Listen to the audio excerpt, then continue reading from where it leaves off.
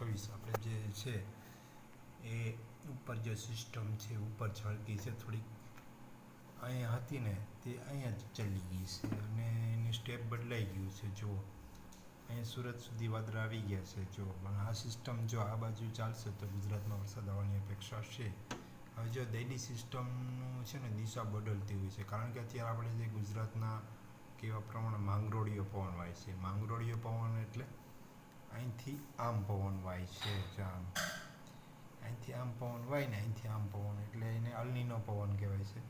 એટલે એ સિસ્ટમને છે ને ગુજરાત બાજુ નથી આવવા દેતો. જો અહીંથી આમ પવન વાય ને અથવા અહીંથી આમ પવન વાય ને તો અહીંયા સિસ્ટમ આવે.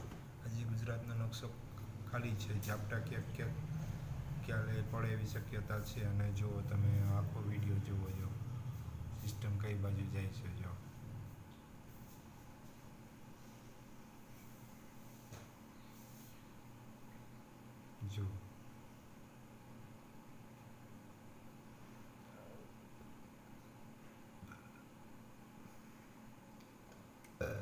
આપણે છે ને ભાઈ ડેલી માહિતી આપીએ છીએ વેબસાઇટની છે. આ મારું આગાહીનું આ વેબસાઇટનું જે આગાહી છે એ માહિતી આપું છું અને તમને સમજાવું છું ડેલી કે સિસ્ટમ ક્યાં પહોંચી ક્યાં નથી પહોંચી. એમાં મારો કંઈ વાંક ન હોય. હું જે માહિતી આપું છું તમને પરફેક્ટ આપું છું વેબસાઇટના માધ્યમથી.